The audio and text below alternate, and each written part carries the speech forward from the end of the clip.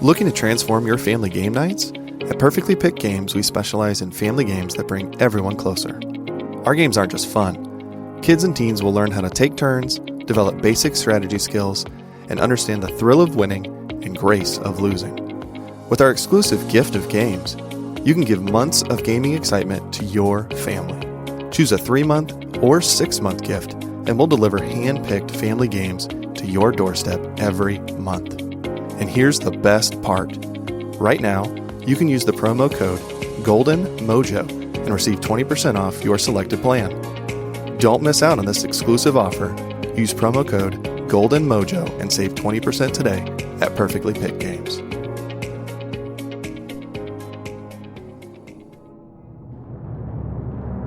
Welcome to the United States of Paranormal Podcast. Sit down and buckle up for an enlightening ride through everything cryptid, creepy, and paranormal.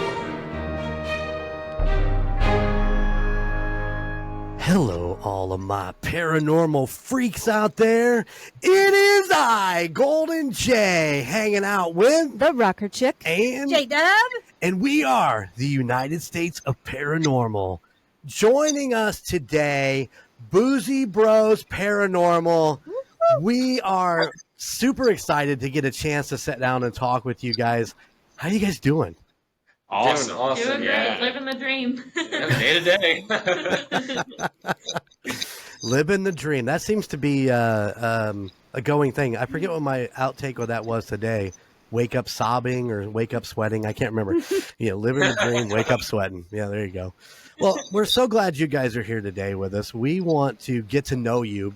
We've kind of went through your web page. We've been through your Facebook page. We watched some of your videos on YouTube in some of the places you've been. But we want to kind of get in depth into a couple places that you have been in. I just recently, and I haven't watched the videos yet, you guys did a place in Tulsa, Oklahoma. Is that correct? Pretty close. It was actually more closer to more west, but it's a little bit west of Tulsa. But pretty close up here. Yeah. And it's not really something that we normally do in like the Tulsa, like inside Tulsa, just because a lot of times, and if you guys don't know Tulsa too well, there's usually certain times or certain places that you go, you just deal with homeless people and things like that. It's not very safe. Not very safe. So Gotcha. you usually kind of have to know your areas over there. But there's so much other places around that we've been looking more into, and we did find a few places that was really awesome. Yeah. Right on. So did I read that it was like a $4 million school that you guys did?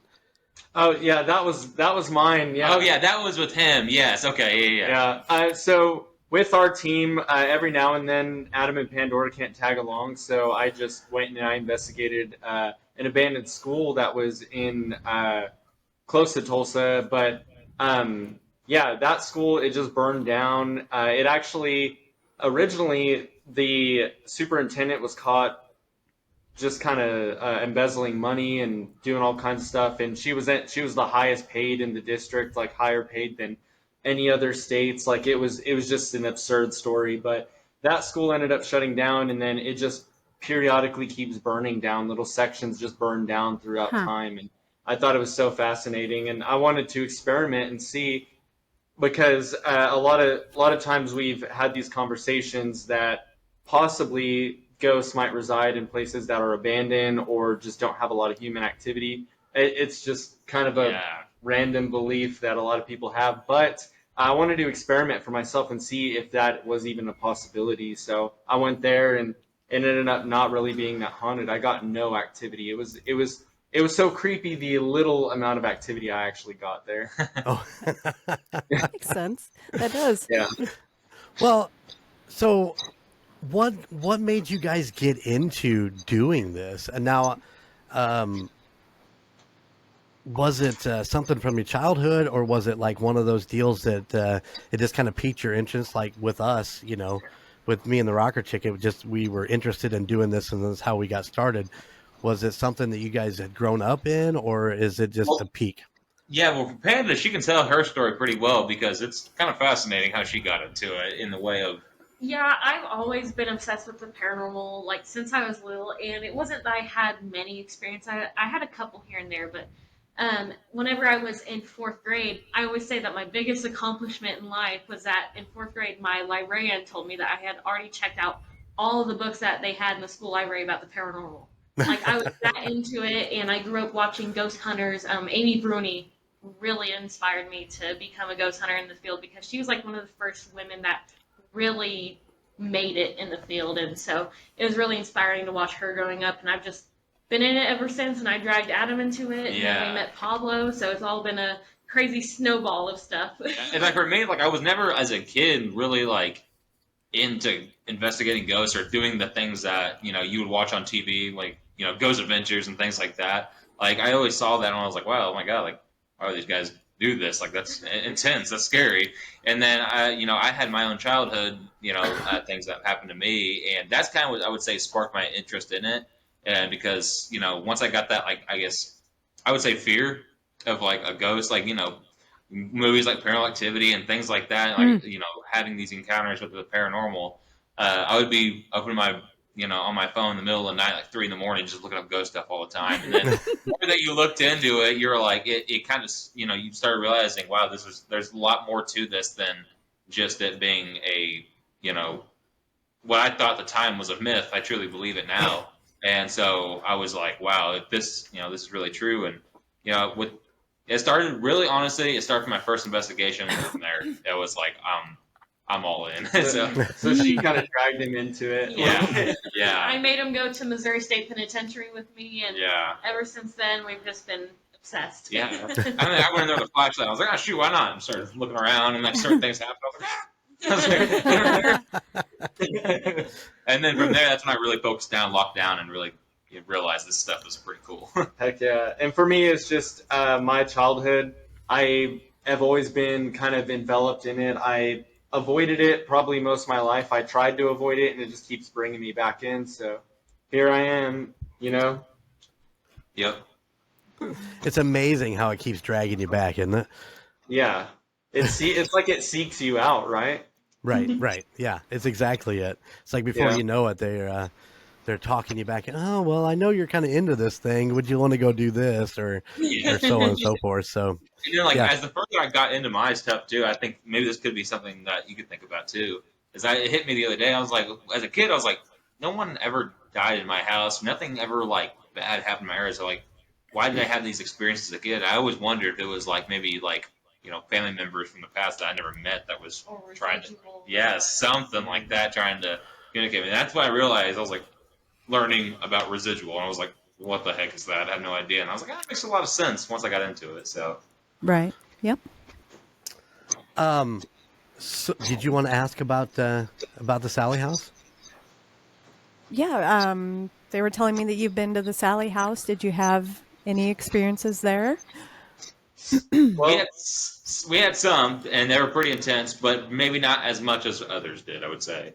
But, and sometimes I feel like, I think Paulo also agrees with this, he's talked about it before, but locations that are like famously known, like worldwide, I feel like they can be drained of their energy, and I feel like that's really what's happening at the Sally house. We didn't get a ton.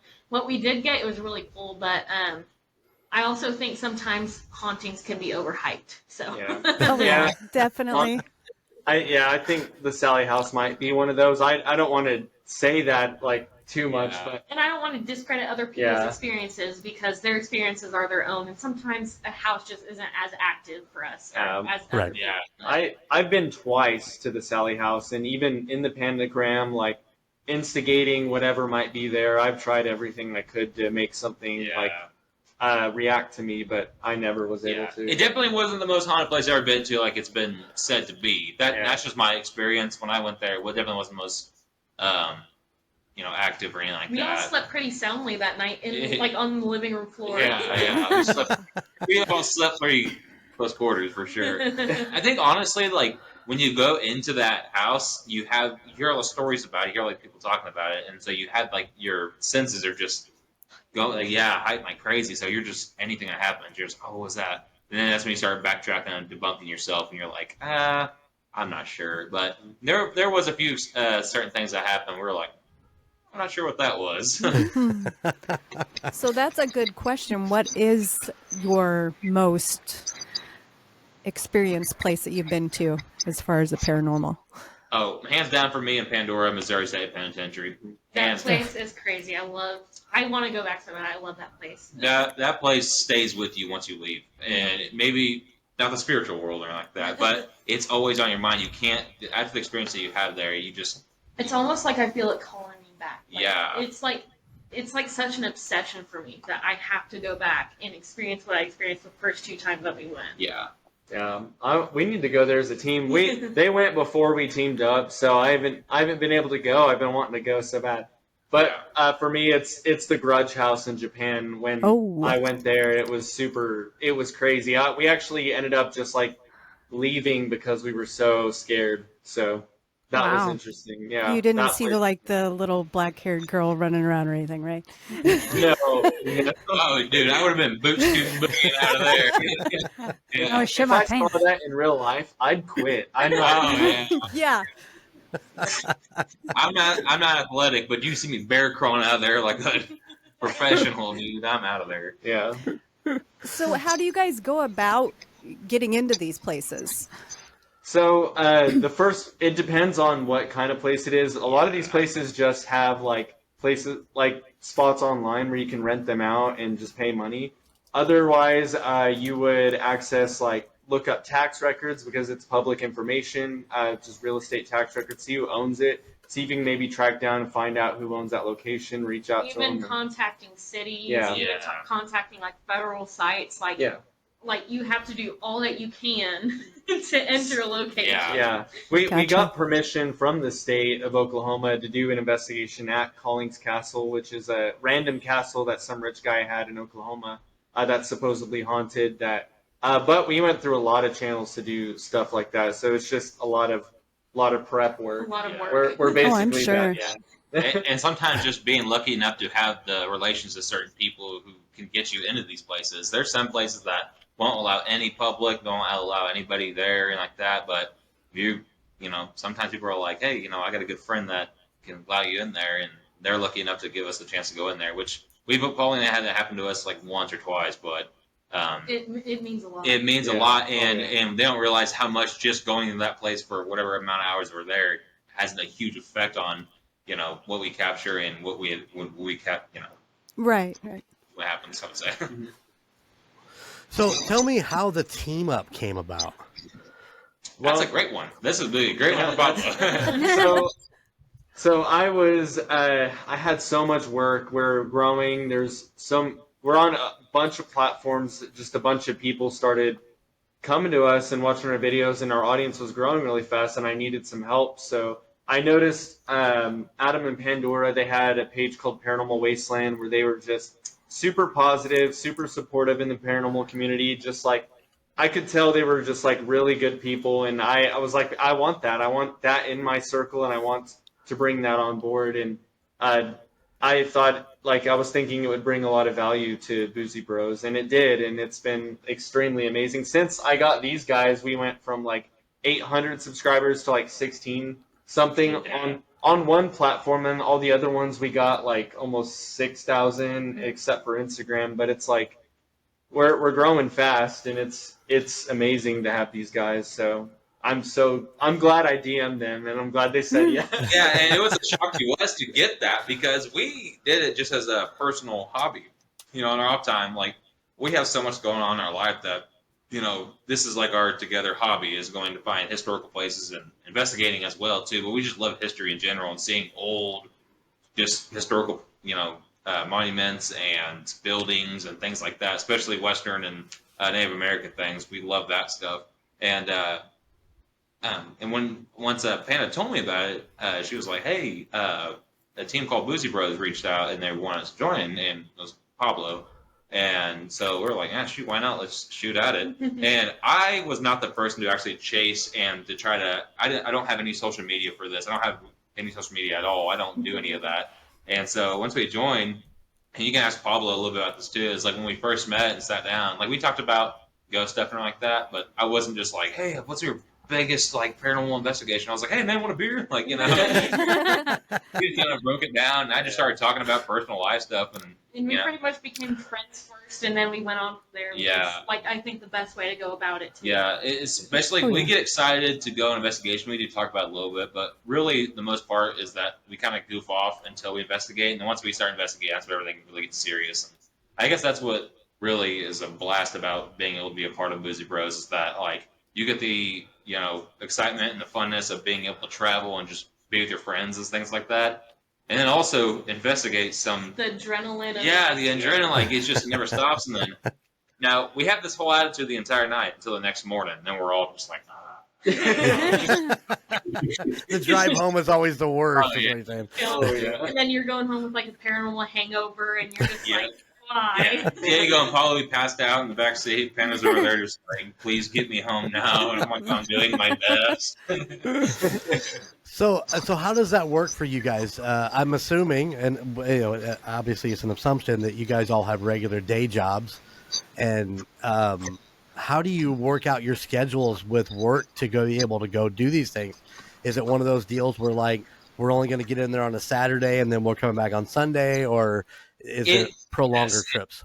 That tends to be the case because, when it comes to our work life, like that's honestly priority first for me and Pandora, and as well as Pablo too.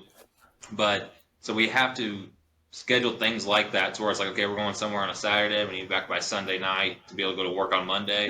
It's wake up early Saturday morning, leave, make this 5-hour drive, get there, and drive this 5 hours back and things like that. And then also just even with the weekends too, we also all have personal lives whether it's like, family things and other things that happen. So we just honestly have to look as in the future as we can. To the future as possible. Yeah. It is difficult, but we've managed to make it work so far. We've been a little bit of a slump, I would say, lately, but that's how we normally have to make it work.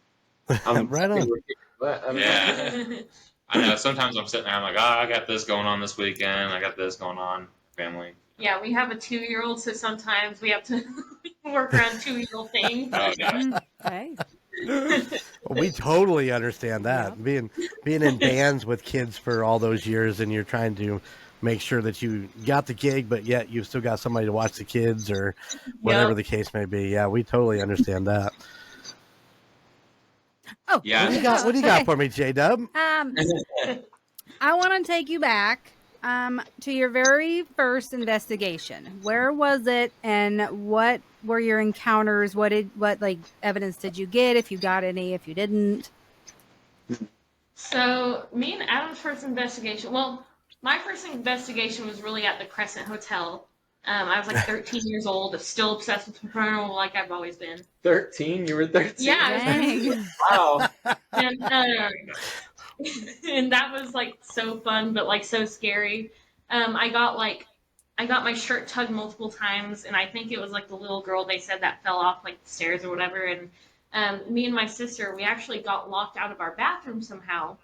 And they have a spirit there named Theodora who is said to, like, if you keep her room messy, and we were like right next to her room. If you keep her room messy, she like pushes all the stuff up against the door and like locks you out. She was like a neat and tidy lady. And me and my sister came back from my parents' wedding because they got married at the Crescent Hotel. And we came back. I convinced them to do that, by the way, because I knew it was haunted. Oh my. So I convinced them to get married at the Crescent Hotel. Me and my sister came back, and we couldn't open our bathroom door. And I knew we had left it messy. We didn't leave our hotel room messy, just the bathroom. And the front desk could barely like budge it open. Like they were almost about to call like a locksmith or something. They finally got it open. All of our stuff was pushed against the bathroom door. Oh, wow. And it was crazy. And so that was my first investigation. But our first investigation together was with my uncle, who is really... Which was my first investigation. Yeah. But it was with my uncle who's really into paranormal. He gave us a $4,000 thermal camera. Oh, yeah. Like he loves this stuff. But he's the one who really got me to investigating and to actually do it. Not only did he really kind of show what what you can experience and things like that and what it's all about, but he made it a blast too. And so that's when I fell in love with it right there, is going to that. Yeah, we went to a cemetery, and that was like our first real investigation together. And we had the Tascam recorder, like the one with like the super hearing, and like you're walking across the cemetery and you can hear footsteps like across like the whole road. Like it's crazy, but we had a few like creepy experiences that really got us hooked there. Yeah, enough for me to be like, oh my god, they're here. Do you guys see that? And they're like, yeah, man, we've all been getting stuff the entire night. I'm like, yeah, but this over here. I got no idea. What about you, Pablo? Mine's just I went to Camp Scott. It's where 3 young Girl Scouts were actually murdered. It was on a bunch of lists for Oklahoma's most haunted location because of that crime that got committed there. But I went there and it was the worst idea ever because there's no like easy entrance to it. You have to hike like a mile and up a mountain, and it's terrible. But we didn't really catch any paranormal activity. It was just kind of us. We had this tradition where we would go every Halloween, just go on a ghost hunt just for fun. And I just decided to bring a camera that day and made a video out of it and got kind of hooked ever since. So it was pretty cool. Which that actually was a big thing that I'm just now starting to get used to, because like when we investigate, we should investigate without cameras and things like that. But it's also a very good thing to have a camera with you to capture things they experience. And to record it for your own stuff too. Yeah. Like, to record your own experiences and look back and be like, okay, so here's where I experienced what I experienced, like what it could tie to, all that different stuff. And then luckily we are very, very fortunate to have a man like Pablo to teach this stuff, because oh my god. Yeah. I remember like sitting there, I'm like holding the camera, he's like, oh, just do this, and he's teaching me all about it. I'm like, okay, and like 30 seconds of the investigation, the camera starts going towards my feet a little bit more. I'm just like, oh wow, what's going on, guys? Sorry. And, but that's another thing with the camera too. With this experience too, that's something that I've now gathered to start using a camera too now. Yeah, I used to do. I had a photography business before this, and I love photography. I love cameras and videography, so it's kind of my first love. So it was fun. It's fun teaching them, honestly. And we just keep evolving our videos because we just keep getting better, and I love it. It's fun. It's addicting. Yeah, it is. Oh yeah, I know what that's like. Every time you turn around, I got this new piece of equipment I'm going to add into the studio for the pod, and let's do it this way. And then I look around, I'm like, I think maybe that's just too much. But fuck it, it's all good. So speaking, go ahead. Oh, sorry. I literally just bought a new piece of equipment today. Well, let's talk equipment. I know you guys are use the REM pod quite a bit from the videos that I've seen. What are some of the other stuff you guys are using? Like, let's talk about the brand new piece that you just got today. So the brand new piece I got is another REM pod, but it's built by Lauren Hellickson. She's awesome, and she makes these crystal pods, and so they have like multiple crystals on top, and she makes them like handmade, and they're super cool. And like the reviews all say that it's awesome. She shows you kind of how to debunk results with it. She showed a video where you wrap foil around all of it, and it's really like virtually impossible to get like any radio waves or anything like that. So I really love how honest she is about her equipment. Be like, this can make false positives and stuff. So just got a new REM pod, but I'm excited to use it, and I'm excited to support her because she's awesome. But I also love the Spirit Box. That's one of my other favorites. I really want to get like a Boo Buddy, different stuff like that. Yeah, anything to help us, because we also not only investigate, we do our best to debunk our own evidence, because we don't want to present anything that might look false or we might think is false, or it could be the wind, or could be this or that. If we're never entirely sure on a piece of evidence, we just don't include it because, like, what's the point of including something that might be a false reading? Yeah. But we got so much junk. We got your standard EMF, voice recorders, cat balls. We got Ovilus, like we got all kinds of stuff, but it is a lot to carry these places though. Oh my gosh. Yeah, we need to get some hard carrying cases. Yeah. It was so funny, we went to the Sally house, we started just like putting out all of our gear and everything like that, and it was like, all right, we're gonna grab now, and it was like by the end of the night we forgot about 4 other ones that we have, and then next thing you know, we're like, we don't even really honestly have as much as we really want yet either. But like, we still don't use all of it in a single investigation. Right. No, that's crazy. yeah. Just because like it takes so much time for one device, you know. It's Yeah. like, Yeah. It's like, what do you pick? Like, how? Yeah. And I feel like if you throw too many at a time, you're not going to get really many results because I feel like a lot of times spirits can get overwhelmed or they don't know how to use every piece of equipment. They're just like, I'm just going to stick to this one thing that I like. Yeah, I've seen Right, people yeah. that grab like a bunch of different devices and just pile them up in one spot. I'm just like, that seems pretty much right there. You know, it's like, I think we can kind of keep it minimal. And I always worry about the equipment itself if one, Interacting with yeah, each if it'll interact with each other and set one off and things like that. So I'm like, you know, I like using multiple devices for sure. I just like to use them in a way to where I can spread them out. Like obviously REM pods, like no matter what it is, you know, what we're doing, I always like to have a REM pod out just because you can put it in the hallway. If something comes through there, you can hear it, or you'll get And this. then putting the music box in another room is always a great option. Things like that is the way that we like to do it, just because we still want to know if something's happening downstairs or down the hallway while we're investigating one room, and I've had a lot of experience that way. I also have designs to make our own paranormal equipment. I want to make some stuff that like changes the game. That's my goal. Like I want to make some crazy stuff. Yeah, That's cool. Yeah. Thank you. I think that I think you're onto that with having everything piled into one spot. Where I've done a little bit of research. We talked about, I can't remember, everything bleeds together these days, but we talked about cross contamination of equipment and how if there's something's too close to something else, it might give you a false reading in that thing. So I love the idea that you're using one piece at a time and going in there, especially since, I mean, you are on a limited amount of time, and if you're hoping to get something with, say, the REM pod over the thermal or whatever you guys are using for the night, I can see where that could be very time consuming to just be using one piece at a time. But a lot going on there when you guys are in an investigation, I'm sure. And then you realize like how much, like you think 8 to 9 to 10 hours is a lot of time, which it is. But when you're actually investigating, you start realizing, like, wow, like, I don't have enough, because you'll do an investigation where you start getting activity about 45 minutes, and you're like, man, that was a lot of activity. And then you go somewhere else, you get nothing.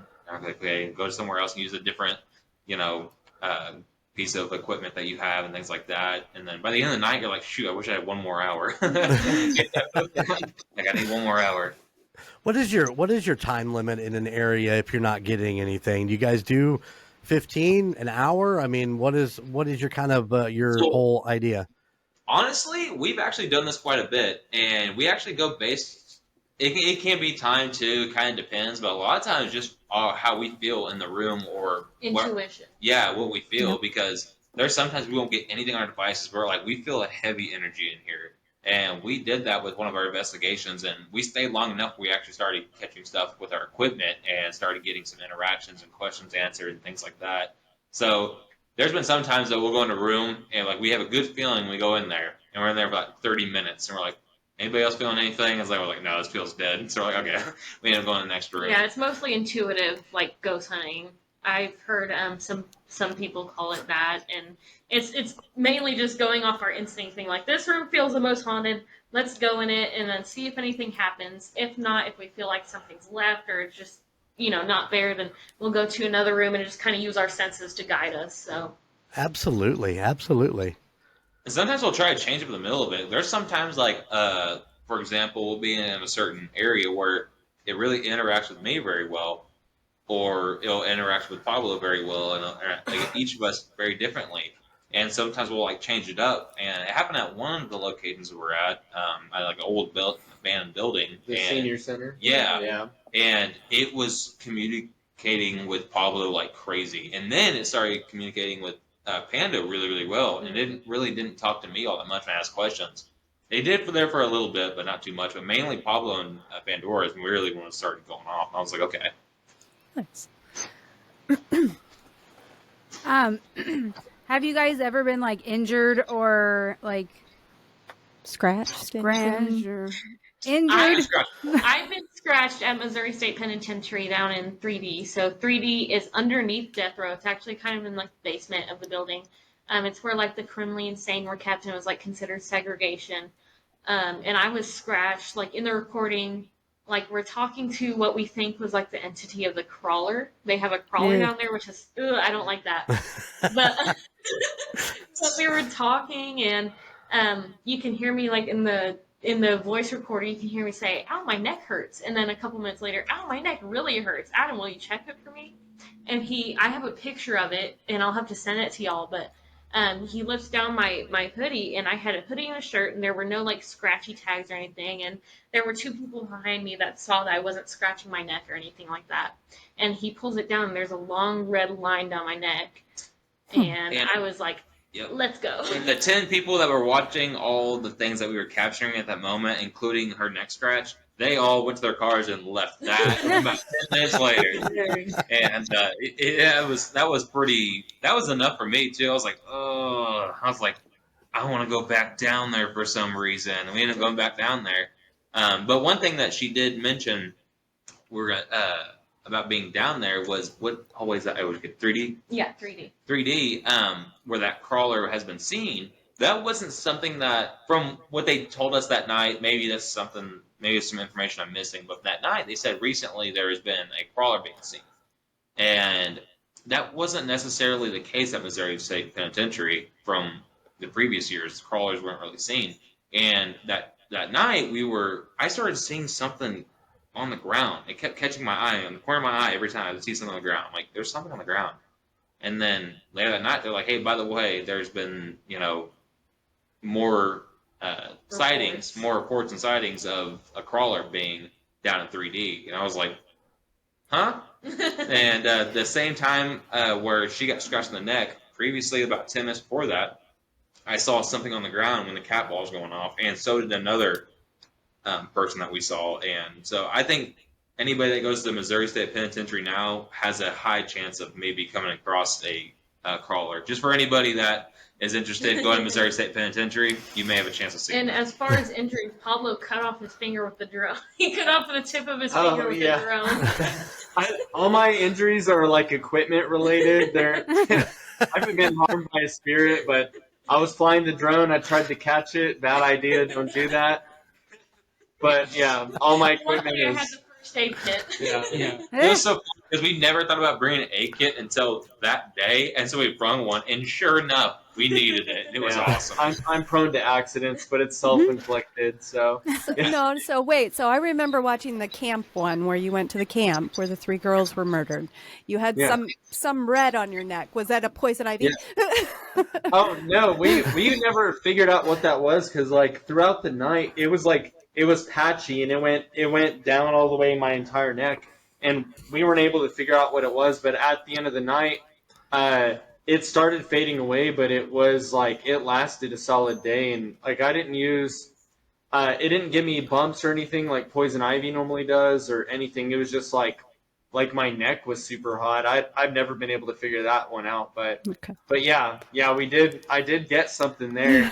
I've gotten some random stuff like that before, but they never really pierce like skin or anything for me. It's I don't know.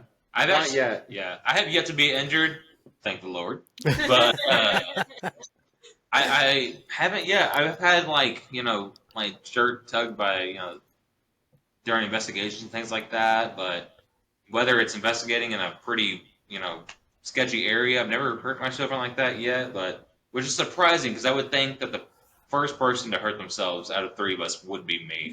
Somehow I'm just being very lucky. He's dodging a bullet there. Oh, yeah. Yeah, I had the lightest fall in the world, too. So you guys have been fortunate enough to kind of go around and do some pretty cool places. What is the ultimate? What place do you guys really want to go that's on like the top of the bucket list? That's tough because we have a big list, and it changes. And it changes all the time. If you asked us this last month, our answer would have been this. Now it may be something differently, but I don't know where you guys is. I'm still the catacombs. I want to go to the catacombs. That's so bad. Yeah. Like if I could just get a tour with someone that I won't get lost or stolen or anything. Go to the catacombs, conduct an investigation. I will be so happy. That's my bucket list for sure. but I don't know. Mine, so I'm really into, like, obviously I won't ever do it, and I don't think I ever could, but the more like taboo places that I feel like either are too soon to investigate or just have a lot of history behind them that people would not look too fondly on investigating. Like for me, we live in Oklahoma, so a big place would be the Oklahoma City bombing site where the Murrah building was. I know it's taboo and I would never be allowed to investigate there, but if I could in a dream world, that would be my number one place because I feel like there's so much energy there and so much sadness, and I just want to talk to them and hear their stories about that day. And there's also like Ground Zero, 9/11. Yeah. Like that's another taboo place I would love to investigate. Different places like that where you think about it, but you don't ever say it out loud for fear of like being judged about it. Backlash. In Japan, all the locals talked me out of going to the suicide forest too. So that Oh, good. I know. I wanted to so bad because there's history before all of the junk with Logan Paul and all that. Right. There's been demonic entities that have been on that mountain for over 1,000 years. So that's like stuff I was after, but they all talked me out of it. And Japan has like a massive ground for paranormal. Yeah. Like Yeah. it is Oh, huge yeah. there. Heck yeah. For me, gosh, I can't. I'll say an interesting one, which is really not a place you can investigate yet. This kind of goes. I'm really big into like prisons and jails and anything to do with American history as well, things like that. But I really like I would say, places where a lot of negative things happen, like the prisons and jails, stuff like that. But mine would actually be. But I've been in Missouri State Penitentiary, and just because of my experience there was so crazy, I was like really interested with other places, and I've actually had a family member serve time at the Oklahoma State Penitentiary, which is also not a good prison as well. That's where they hold a lot of really, really bad people. It's a maximum security. Yeah, it's maximum security. It's one of those places. It's been around for a long time. It's very historical. There was a riot in, I believe, 1985 or 86. Could be wrong, but it was in the 80s. Big riot that happened there. A lot of violence has happened there, and it's still in operation now. But I would definitely love when that place shuts down one day, and hopefully they do the same thing like Missouri State Penitentiary did, is open up tours for investigations and things like that. I would love to go to Oklahoma State Penitentiary and investigate and see if there's anything there. Did you know there are only 3 maximum security prisons that allow investigations? Really? Yeah, there's only 3 of them that allow investigations. They're like closed down ones, of course, but Are we messed up? Like, why are we attracted to this stuff? Yeah. So I got to know, what are they? What are the 3? I'm pretty sure one of them is Ohio State Reformatory, Okay. of course, Missouri State Penn, and possibly Brushy Mountain, I believe. Okay. I think those are like the big 3, but don't quote me on that. Yeah. I get mixed up on that. We'll Google it. Yeah. Google after this. Yeah. You'll find out. Isn't Indiana State Penitentiary closed up and they allow investigations in? That's right. I think that's right. Yeah. I think that's actually right. Maybe. I don't know. I would have to Google it. I feel like I've seen that when I was looking up places to investigate at. I know there's Indiana State Sanatorium. Okay, of course. maybe that's Okay, maybe that's what I'm thinking. I think that's what I'm thinking of too. Yeah.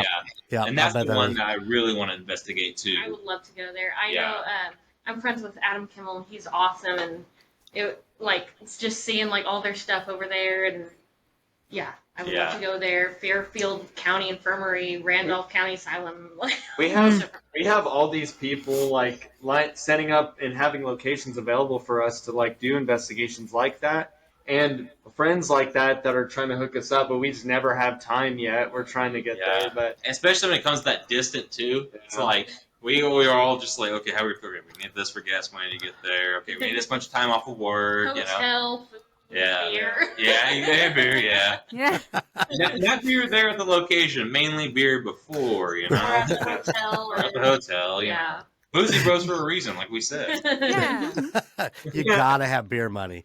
Gotta have beer money. I mean, that's a whole separate jar in itself, isn't it? Right, exactly. We're all thinking about we're like gas, beer, and things for investigating.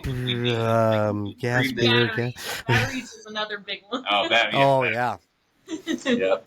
So, do you guys only do like ghost hunts? Do you guys hunt for anything like cryptids or anything like that? Okay, not yet. We want to get into We it. want to get into it. Pablo actually has a good friend that is really into the cryptid world, and we actually got to do a paranormal investigation with him, and it was at the Witch's Grave. In Mhm. Skype. Yeah, yeah. and he actually sparked my interest to get into cryptid stuff, which I haven't done yet, but I'm really interested in giving it a shot Yeah, and trying it out. in Oklahoma, they're crazy about cryptid stuff here. Yeah. You see it on like every other car, you know what I mean? Like ghost hunting or Bigfoot is real and all kinds of stuff. So we want to get into that stuff. Yeah. Right now we were doing like historically haunted locations, and then we were doing a little bit of urban exploring, and then we'll do like a little bit of cryptid stuff and getting into scary stories and maybe even true crime. Like we have all kinds of stuff that we want to get into, but are we losing internet? Uh-oh. No. Nuh-uh. What do we lose? Make sure you're connected. There we Oh, there yeah. we go. Sorry about that. You back? Okay. All right, we're good. I think we're back. Yeah, You're we're good. back. Yeah. I Oh had a my little bit gosh. of a hiccup there. My bad. That's okay. It's But- all good. Shoot. Whatever the last thing you heard. You want to get some? You're going into the cryptids. True crime. Cryptids, true crime, scary stories, all kinds of stuff. We want to be right now we're trying to build a community that's like all horror, everything horror, Creepy, spooky. creepy, goth, everything. We want to be enveloped in all that stuff. We're in love with it. Yeah, we're definitely primarily into the paranormal world, but we definitely are interested in everything I mean, that we comes all along. love horror movies. We all love creepy stuff. It's true all a- crime. It's all spider web, to be honest. Yeah, they're all kind of linked together Yeah, at some exactly. point. If you guys look at our threads, we're like nothing but goth on there. Like Yeah. just so much. Oh my gosh. We're all wearing black. I'm over there trying to grow my hair out long so I can shred like Eddie Van Halen. But another thing too is that like just being in the paranormal world, that also just like is a theme that I'm like really into. Is like horror movies is another thing I'm into. Like Rob Zombie movies, love it, and anything that comes along with that. So besides paranormal, cryptids, and things like that, even horror movies, anything that comes to like just weird dark stuff, I'm always into for some odd reason. There ain't nothing wrong with that. Right. Jacob's into all that shit too. Oh yeah. She likes the dark, deep B movies and I will say I am wearing pink today, but it's a farting fox, so it's okay. I was literally about to mention I was that. about to point Yeah, that yeah. out. After you said that, and she like wearing a pink shirt, and I'm like, what? Me too, though. My favorite color is like a bright yellow, but like I love all these dark things. Yeah. I mean, What does your shirt say? Ain't what? I was trying. ain't a rootin' just a tootin', and then his fart bubble says, "Howdy, fartner." That's amazing. I love that. I'm using that now. Well, I'm not very ladylike, and I talk about pooping and farting and all that stuff, whatever. But it's funny. Yeah. The highest peak of comedy there is. Yeah. That's right. I don't know. The rocker chick gets after us about talking about poop on the podcast. Because you so do much. it every single time. Every single time. Now, even during interviews. What the hell? Oh, well. Got it somehow. Hey, they asked about my shirt. They did. They did. The bad thing is, I'm about to join in on the conversation and stuff. We can definitely talk poop all the time. I mean, that's Oh, yeah, right? yeah. So, do you guys watch any of the like popular shows? And if you do, which one's your favorite? Oh, Yeah, yes and no. I have like a very small amount of people that I really watch a whole lot. But Project Fear is my favorite, no doubt about it. Yeah. Everything that they do when it comes to investigating, how they investigate, how they, capture footage, and how they are as people. just how they are as people, like everything that they do, I like look up to big time. I'm just like, how the heck can we? And I did appreciate their transparency with like the Conjuring House video and their interview with Cody and Satori. Whether That or was not my you next believe them is question. a whole different thing, but I do appreciate their transparency on that. Yeah. And I also love Kalani. Yeah. of course, and I also watch Paranormal Files. I watch all of them, and whether or not I agree with them or their evidence is a whole different thing, but I always love to see different people's perspectives on the paranormal, whether or not I agree with them. Like I said, it's just important to get a whole view of everyone that's in it right now, what they believe, what they capture, and then you can debunk it on your own time. All the paranormal drama stuff is just, I'm over it. So I just don't try to start drama. I just watch people, and if I agree with them, then I'll subscribe and watch their videos, and I'll be a lifelong loyal, subscriber to them. But if not, I'll just click away. Yeah. Destination Fear for me too. Like Yeah. I Oh, love yeah. Destination Fear. One of the biggest things, I think one of the first things I said to Pablo too, I was like, I feel like we have a Dakota on our team. And Yeah. He's Yeah, like Dakota. He is Dakota. He is so into not only investigating, but he's so good with the videoing and the editing. His hair, everything. I'm changing it up. You Yeah, guys can see me a different person next time. You guys are looking at me now. I'm just now starting the stash back, so it's going to come back bigger than ever. All right? And like I said, I've always been a big fan of like the women paranormal, like Amy Bruni, right now Chelsea Layden, of course. Jenny Gellarducci, I love her. I love Bree Hollingshead. Like they're all amazing women that I look up to in the field. So. If you can't tell, by the way, she's the smart one of the group. She can name off anything. I just research her pretty much. Yeah, she can name off anything. It has big words. Talk right next to me. I have no idea what you're talking about. I was just thinking I'm gonna have to make a deep dive into that because I only knew a couple of those names that she said. Half of them I wasn't sure of. So Well, you don't like scary stuff. You're a ween. I like to watch the paranormal stuff. It's the horror stuff and the jump scare that just. But I want to see the apparitions. I want to hear the EVPs. Yeah. I can understand that because I refuse to go in like those haunted houses where it's like the haunted attractions with like the Right. jump scares. But I will go into any haunted place. But I refuse to go into like the scary jump scare stuff. Yeah. And it's Yeah. so weird, and everyone makes fun of me for it. But I just don't like the jump scares. I the paranormal ghosties. Yep. I don't even know how to do that. I just watch your stuff on YouTube and TikTok and enjoy that, We appreciate and not be scared while I'm in an actual haunted house. Well, that's another thing too. Is that it's so funny is that when we investigate, there is a fear that comes with it. Maybe by video, you probably won't feel that as much, especially the way that I appreciate other people who investigate. When I watch their capturing, it's not so much of a fear thing for me. I'm just like, oh my gosh, they captured this, they caught this, This is their If I was in their shoes. Yo, yeah, if I was in their shoes, I'd be like, oh my god, it's happening, guys, look. Which is funny because we ask for them to interact, and then we get terrified when they do. Yeah, exactly. Yeah. Oh man, it's so shocking though. Like Yeah. a lot of times you don't expect like what's gonna happen. Yeah. Actually, or like hearing your own name and through a spirit box. My name's Pablo. Like who's saying That's Pablo not on really the radio? on the radio that often. Yeah, like that, Right. that throws me off every There was time. one story that happened to us. We were at the 1858 Garnet House Hotel, and we were just it was after the investigation. We were kind of getting ready for bed, but just kind of looking around, I was like, let's go up the stairs because I have a funny idea for like a video or whatever, and we were just gonna shoot like a little skit or something. And both the guys were like in like kind of like the room next to the stairwell, and I looked around the stairwell, and the instant I did, I heard a loud footstep on the top. And so I wish the cameras were on. They were not on, but like Adam and Pablo both saw me run straight like to the back of the house. Yep. And they saw like the fear in my eyes, and they were like, "What's happening?" I was so frozen that I couldn't talk. And so they're like, "What's going on? Did you see something?" I'm like, I heard a footstep up there, and they saw like the fear in my eyes. Yeah, that's her story. Now let me tell you our side of the story. So she's saying how scared she was. We were 10 times more terrified from the look on her face and the way that she ran.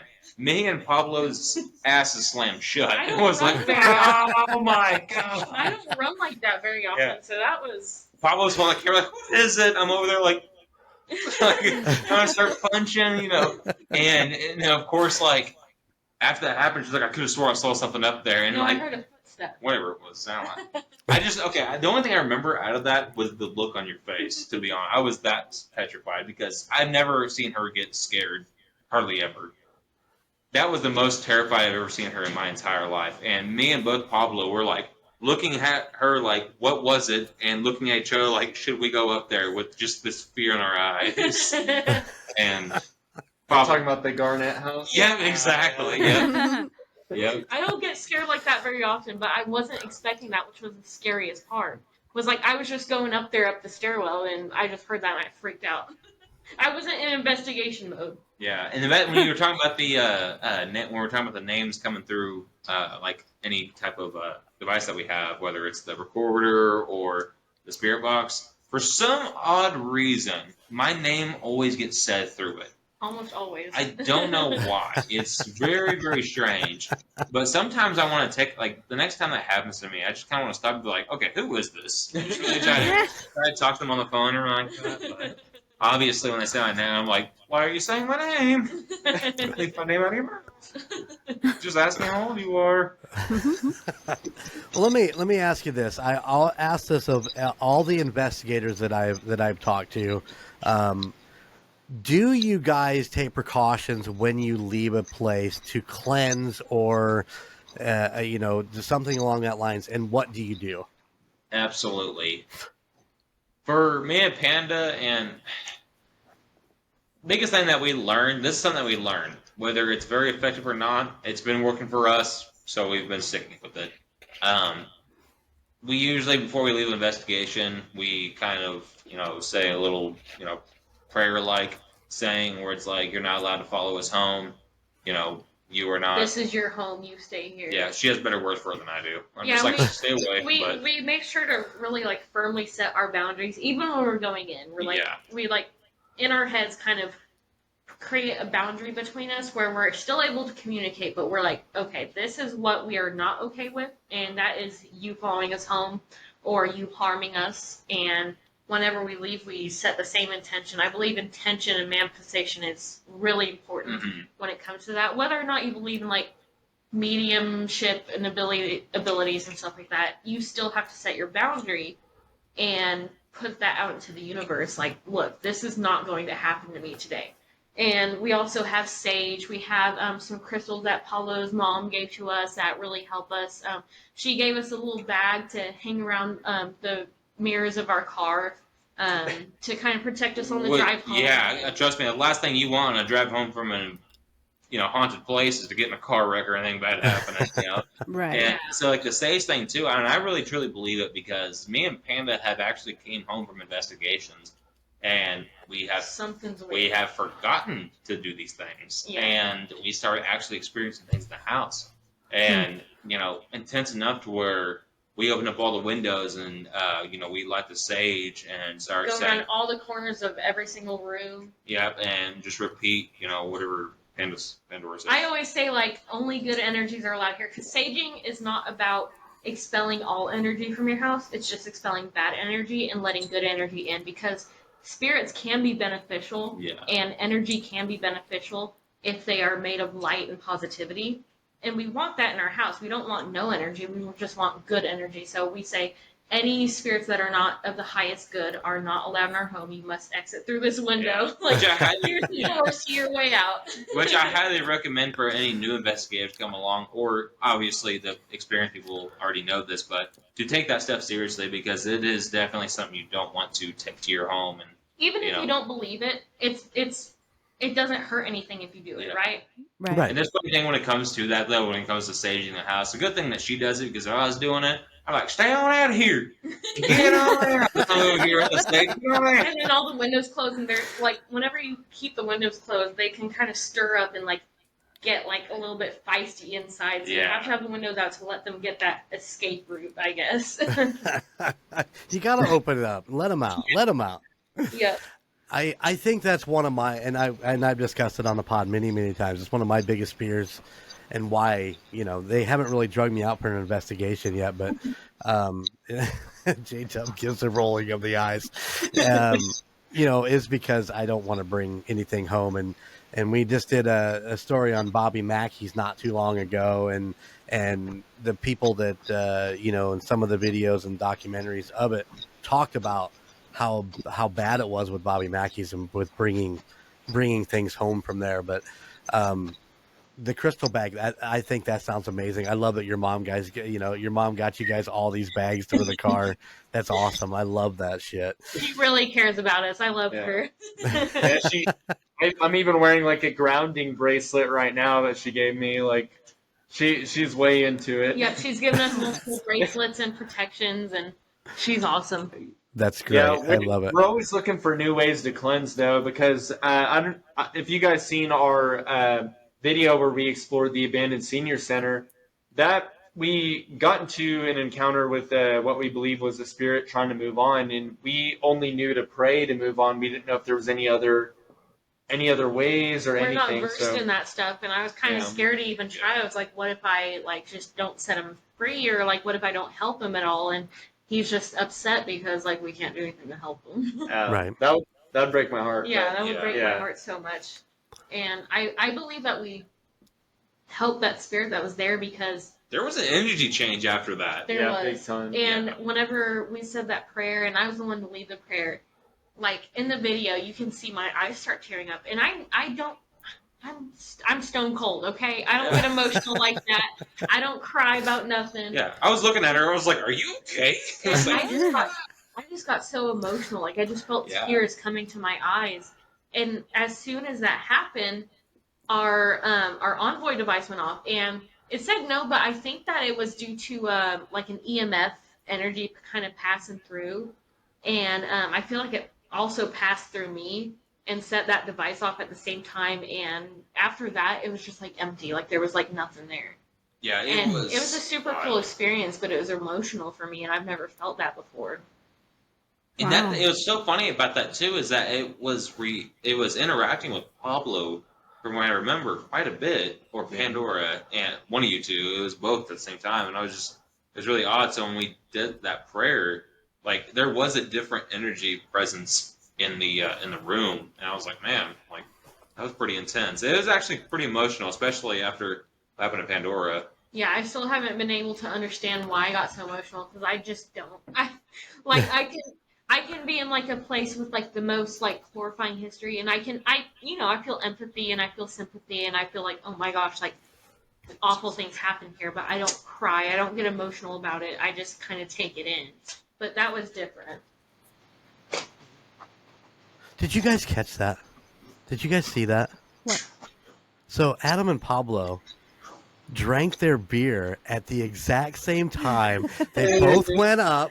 They both went down. That had to have been one of the most amazing things I've ever seen. It was like you guys were in complete sync with each other when you did that. They're professionals. I'm going to have to clip that. In our next story. Going to the next one. So, what is next for you guys? What is on the top of the next list? What's your next plan? Oh boy, we got a lot of big plans actually. We have a few more podcasts we have set up. We're gonna probably go on. I ended up actually putting in my 2 weeks to go full time into Boozy Bros and literally dedicate everything I possibly can to get Boozy Bros to the next level. I also plan to travel a lot more and go to more places that are not just centralized in Oklahoma and that surrounding area, but a little bit more broad. Like I want to explore a lot more. So this year is going to be about us. Our main goal is just us all going full time. So I'll be going full time, and then they'll be going full time next. And then we also have quite a few like collabs that we're wanting to do, and that we're in the talks with, and a lot of great creators, because that's also one of the biggest things that we want to do. We want to make a community, and with all these great people, because that's one of the main reasons why Adam and I got into it, is because we met some awesome people that really like helped us dive into it, just by their openness and their welcoming into the field. Because sometimes people can be gatekeepy or all that, but these people really made us want to be more like them and create a community and welcome newbies in and be like, hey, this is like, it's not like you see on TV. Right. But it can be the most fun you've ever had in your life. And don't let anyone take that passion from you. It's pretty much, we want to make a community based off of that. Yeah. And I can't wait to meet these other groups that investigate as well. Like, it's just like it's such a fun time being able to meet these people because you start learning how they investigate, their ways to go about things, and they have so many things up their sleeve that I've never thought about. And I'm like, oh shoot! And so you learn from them, and then you show them your ways of things, and then the whole entire thing is a blast doing it. But also, when you get around more people with different types of energy, whether it's good or bad or just different, you tend to get different types of interactions. And I've dealt with that a few times myself too, where usually for me, I get, we were talking about devices earlier, like communication, I usually get quite a bit of communication, whether it's with one of our devices, just getting yes or no, kind of things like that, especially with the mag light. But then you get around a certain person and a lot more violent things start happening around the area. And you're just like, oh, shoot, But really, over and all, just getting with other people really. Biggest thing is just finding a community of weirdos like us. Oh, yeah. Weirdos. People, I'm like, why do you investigate? They're like, I don't know. I'm like, me neither. It's fun. We had an afternoon. Let's go do this.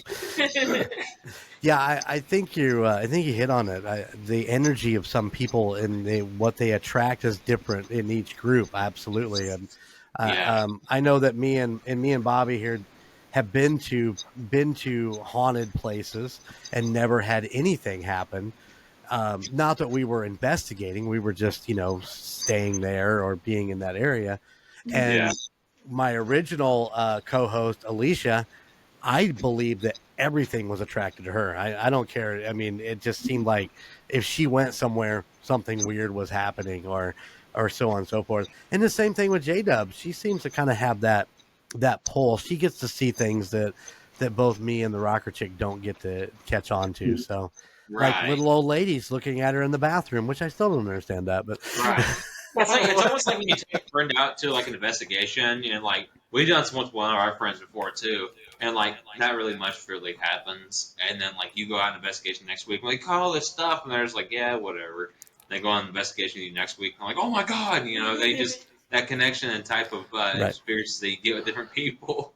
I've definitely been that person before, too, where I'm like, that's not for real. Ever since I joined up with you guys, we get ghost activity like crazy. I think They're it's magnets. Just our energy together is that we make an environment for the spirits that maybe, I don't know if it feels welcoming or if they just feel more able to talk or if, I don't know what's going on, but I feel like our energy frequencies together really help with our investigations. And I will say with me personally, when I'm most, over and all, 99% of the time just goofing around. But when it comes to actually investigating, that's where I usually lock in and, I actually start feeling, an actual emotional change where, I start really feeling like I'm around somebody else and, I really take it seriously in a different way. And sometimes it just, I don't know why I get the experiences I've gotten, but I don't complain about it. That's for sure. So I have two things. Yes. Did any of you touch the witch's grave? Because I know that was something that you weren't supposed to touch it. We may have on accident. Yeah. Moving equipment, we might have accidentally grazed it. But luckily nothing happened. With some wood, I'm knocking on wood. Yeah, exactly. I'll knock on drywall. Hopefully that's good. But that we accidentally touched it. So Man, shit happens. Things happen. Hopefully the witch forgives us. I don't know. Maybe the witch was all like, these guys, get out of here. Hopefully that was the case. But I definitely don't want to go back on there and be like, oh, what's going to happen? And just start. Definitely don't want to do that. And then the second thing was, when you're out in public, has anybody ever recognized you from? Yeah, actually, I was it with that. I'm trying to remember. It happened to me a few times, but has it happened to you guys yet? No, and not recognition. Okay, I've had one time where somebody was familiar with a shirt that I was wearing, and they're like, "Are you an investigator?" I was like, "Yes, I am." They're asking about it, and then they realized they were getting myself mixed up with somebody else, but they ended up following us. But I've gotten us quite a bit of followers just by being out wearing one of our shirts. So everyone's interested whether they actually do it or not, everyone's always really interested in paranormal stuff. Especially our shirts. It has it has our name on the side and it has our whatever. I was wearing that one day and somebody asked me about it and I was like, yeah, like follow us on YouTube, Twitter, all these different things, and they ended up following us on all of it. And next thing you know, go back in there and they're like, hey, what's going on? So, but that's the most I've ever really gotten. For me, it happened when I was walking into a bank. The security officer was like as I was leaving, he was like, "Hey, are you Boozy Bros?" I'm like, "No way! What? I don't even know you, sir." But he was like, "Please," he's like, "Sign here." That was super cool. And then the next time I was at some marketing event in downtown Tulsa because right now I'm working at a commercial real estate place, so I just do commercial real estate. And I was at a marketing party, and a random older lady came up and asked me if I was a paranormal investigator, and I was like, "Yeah, I am." And she's like, "Oh, I seen your videos," and we had a conversation about it. So that was super cool. Online sometimes too, like people will recognize us, we spirit stalkers. Like every time we watch anything they do, they're like, "What's up, Boozy Bros?" Or like sometimes Kalani, sometimes, and if we hop on a live, yeah. Which is so funny. Very Jinx cool. have more attention with what we do now than when I was with my band. And I've actually gotten recognition from being in the band than I have being part of Boozy Bros, which really makes me upset. It's So I'm just like, different crowds. look at this cool. I'm like, I'm a part of this cool. This is what I am now. And then somebody's like, "Are you a guitarist at this one bar?" I'm like, "Yes, I was." So, Very But cool. yeah, it's just different audiences. yeah, different audience. Yeah, exactly, different audiences. In my world, I didn't get recognized in either or. Not for the podcast like you did. Not for music like you did. Anyway. Sorry. It's a woman thing. I think. Everybody wants to talk to the rocker chick. Well, okay. Listen. Go ahead. Go ahead. You're good. No. After you. I was gonna say, actually, I had a question. You're called Rocker Chick for a second. Are you a rocker though? Yeah. My husband Jeremy has been in a band since he was, I don't know. How long have you been playing music? But yeah. Let's just go 30 plus years. Okay. Yeah. And I got tired of just sitting there, so he taught me how to play the bass, and we were in a band together for 10 years and went out to the bars and played, and that's where I got the rocker chick. That's so cool. That's so cool. Okay, that actually clicks. I'm going to go start investigating bars now at this point. I'm going to start actually doing There's a lot of bad shit that happens in bars, so. Yeah. Oh, yeah, absolutely. Well, I want to thank you guys for taking the time and hanging out with us and telling us stories, and for us to get to know you guys a little bit better than, we, like I said, we watched some of the YouTube videos, so we try to get to know you a little bit through there, but this is so much better. I love this so much more. So I want to thank you guys for taking the time out of your weekday and just hanging out with us. Thank you for having us. This was a blast. It was one of the most fun podcasts. Yeah, this was so good. Yes. We love it. Yeah. And we hope to do this again with you guys again, and hopefully we hope to meet you guys in the future, go on an investigation with us. We'd love to take you guys. Where we're going to make you go on an investigation. Yeah. Yeah, Make it you can wear your diapers. I wear my diapers, and you think your mom can get me a little pack, a little crystal pack? Oh yeah, I could deck you out in crystals. And All right. You'll be You protected. look like a hippie. I'm going to turn over my shoulder and be like, "Did you get your pants yet?" Like, no. I haven't even walked in the door yet. You know I'm shitting my pants. Yeah, exactly. Sorry if Family, it have my stinks. legs flipped over my head, changing my diaper. Oh my gosh. He's experienced with this. It's the best. If you guys, we get all over the place, but if you guys do get to the Indiana places. yeah, I'm going to the sanatorium or whatever, definitely look us up, man. We'd love to take you guys out for dinner, hang out, maybe do the investigation, whatever the case may be. But That's a huge spot that we actually really want to go to big time. There's so many places in Indiana that we're like, we gotta go. And if y'all are ever around Oklahoma, we can show you some cool Oh spots yeah, too. we'll show you how the Okies do it around here. We have family down in the Texas area, so Oh yeah, we do get down in that direction I think we're gonna be in Louisiana this year for a little get together, but and hopefully we're heading down to New Orleans. Boom. Oh yeah, we're just there this summer down Bourbon Street. Oh yeah. Did you guys stay? Did you guys stay down there, or did you guys like do Airbnb? Yes. We stayed at the Bourbon Orleans Hotel, which is another haunted hotel, and it was a little bit creepy, but it was fun. Yeah. Nice. Last time we were there, we stayed at the Hotel Monteleone, hung out on the carousel bar. I stayed there. I love that place. Yeah, that one's cool. All right, guys, we're going to get out of here. Thank you guys once again so much.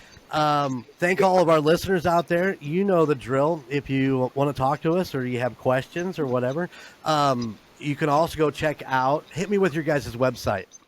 It's boozybros.com. That's it. Just boozybros.com.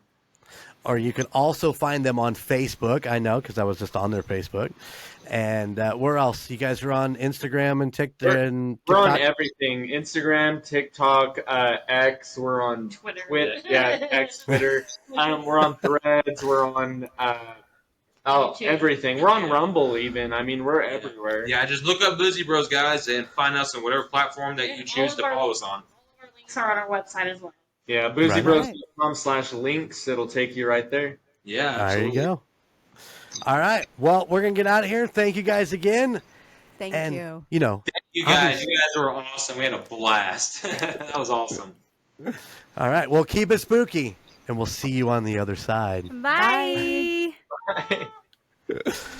Thank you for listening to The United States of Paranormal. Check us out at theunitedstatesofparanormal.com or at any other of our social media pages. At Twitter at TOSOPPOD, at Instagram at The United States of Paranormal, or Facebook at The United States of Paranormal, or YouTube at The United States of Paranormal 1795. Please check out our other podcasts in the Golden Mojo Entertainment Network. The Call Guys, Golden Image Podcast, Indiana Chiefs Fans, The Golden 80s, Murd Nerds, and A Quart of Books and Booze. And if you have a location you would like us to check into or a creepy story that you would love to tell us, please email us at theunitedstatesofparanormal@gmail.com. Please like, rate, and subscribe wherever you listen.